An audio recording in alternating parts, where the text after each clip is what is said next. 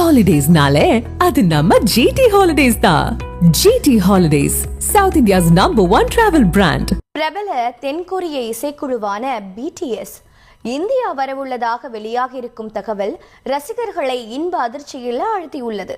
தென்கொரியாவைச் சேர்ந்த BTS இசைக்குழுவுக்கு உலகம் முழுவதிலும் கோடிக்கணக்கான ரசிகர்கள் இருக்கிறார்கள். கடந்த 2013ஆம் ஆண்டு முதல் செயல்பட்டு வரும் BTS இசைக்குழுவில் மொத்தம் 7 இளைஞர்கள் உள்ளனர். காதல், நம்பிக்கை, துரோகம், உற்சாகம் என அனைத்து வயதினராலும் தங்கள் வாழ்க்கையோடு தொடர்புபடுத்திக் கொள்ளக்கூடிய கருத்துகள் BTS குழுவினரின் பாடல்களில் இடம்பெற்றிருக்கும். இந்த பாடல்கள் கடந்த சில ஆண்டுகளாகவே உலகம் முழுவதிலும் உள்ள இளைஞர்கள் மத்தியில் வேகமாக பிரபலமடைந்து விட்டது.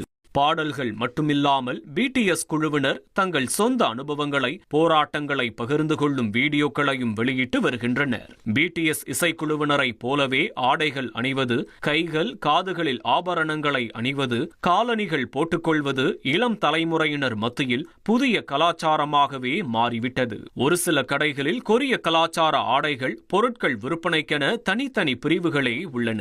உலகம் முழுவதும் உள்ள BTS இசைக்குழுவின் ரசிகர்கள் BTS ஆர்மி என்று தங்களை அழைத்துக் கொள்கின்றனர். இந்தியாவில் தமிழ்நாடு, கேரளா என பல மாநிலங்களிலும் கிராமம், நகரம் என்ற வித்தியாசம் இல்லாமல் பள்ளி கல்லூரி மாணவர்கள் இந்த பாடல்களுக்கு அடிமையாகி உள்ளனர். இந்த குழுவினரை நேரில் சந்திக்க வேண்டும் என்ற லட்சிய வெறியையும் கொண்டிருக்கின்றனர். நம் தமிழகத்திலும் கூட கிராமப்புற பகுதியைச் சேர்ந்த 3 சிறுமிகள் BTS குழுவை பார்ப்பதற்காக தென்கொரியா செல்ல வேண்டும் என்று முடிவெடுத்து வீட்டை விட்டு புறப்பட்டு சென்று காட்பாடி ரயில் நிலையத்தில் தவித்து நின்ற சம்பவம் கடந்த ஆண்டு அரங்கேறியது.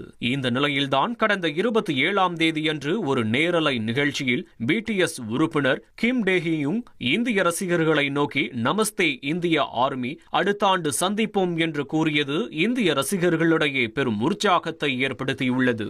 2026இல் தங்களின் பிரம்மாண்ட உலகளாவிய இசை பயணத்தின் ஒரு பகுதியாக முதல் முறையாக இந்தியாவுக்கு வரக்கூடும் என்ற தகவல் தற்போது சமூக வலைதளங்களில் வைரலாகி வருகிறது.